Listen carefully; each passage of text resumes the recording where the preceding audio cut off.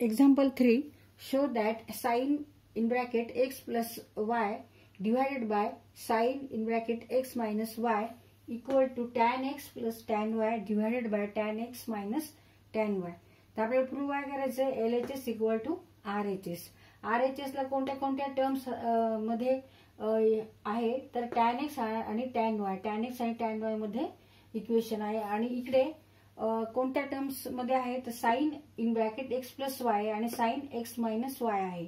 तर इथे आपण हे एक्सपांड करणार आहोत. आपल्याला फॉर्म्युले माहिती आहे, sine A plus B equal to sine A cos B plus cos A sine B. ह्या फॉर्म्युल्यावरून आपण इथे हे एक्सपांड करायचे. साइन एक्स प्लस वाय आणि sine x minus y, sine x minus y साठी sine A minus B equal to sine A cos B minus cos A sine B. तर हे दोन्ही फॉर्म्युले तुम्हाला पाठ करायचे, त्याच्यावरून आपण आता हे एक्सपांड करू. Sin LHS side is sin x plus y divided by sin x minus y. Therefore, sin x plus y means sin x cos y. Here a equal to x and b equal to y plus cos x sin y divided by sin x minus y. Use this formula where a equal to x and b equal to y. Sin x cos y minus cos x sin y. आता इथे RHS साइडला tan x plus tan y आणि tan x minus tan y. तर इथे आपण tan x कसा आणू शकतो, sin x cos y. इथे जर आपल्याला tan x आणायचा असेल इक्वल टू, तर ह्याला कशाने डिवाइड करावं लागेल तर ह्याला cos y ने डिवाइड करावं लागेल, cos x ने डिवाइड करावं लागेल, cos x ने. आणि cos y इथे आपल्याला कट करावे लागतील, cos y कट करावे लागतील.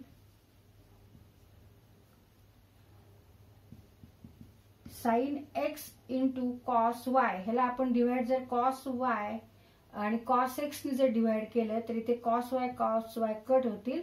Remaining is sin x divided by cos x and it is equal to sin x.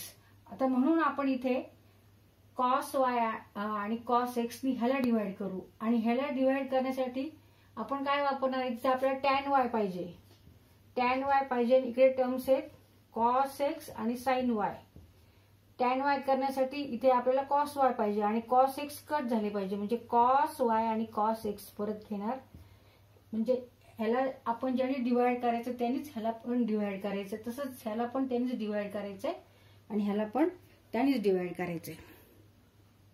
Dividing numerator and denominator by cos y and cos x और cos x into cos y, cos x into cos y किंवा cos y into cos x कशाने जरी interchange करून जरी term लिहिले तरी चालतात. इथे cos y इकडे cos x घेतलं तरी चालेल. आता ह्यांनी आपल्याला न्यूमरेटरला पण डिवाइड करायचे आणि डिनॉमिनेटरला. न्यूमरेटर कोणता आहे, कोणत्या टर्म्स आहेत न्यूमरेटरला, sin x cos y plus cos x sin y हे न्यूमरेटरला आहेत, म्हणजे अंशस्थानी आहेत. आणि डिनॉमिनेटर म्हणजे छेदस्थानी कोणत्या टर्म्स आहेत, sin x cos y minus cos x sin y, ह्याला डिनॉमिनेटर म्हणतो आपण, ह्याला न्यूमरेटर. तर न्यूमरेटर आणि डिनॉमिनेटरला आपल्याला cos x cos y नी डिवाइड करायचंय. sin x cos y plus cos x sin y whole divided by cos x cos y. आता हे पूर्ण आपण डिनॉमिनेटर लिहून काढू. sin x cos y minus cos x sin y, ह्याला सुद्धा डिवाइड cos x आणि cos y नी डिवाइड करायचंय.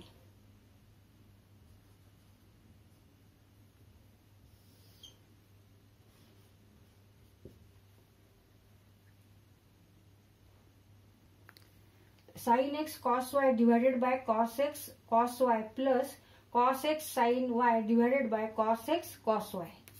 Sin x cos y divided by cos x cos y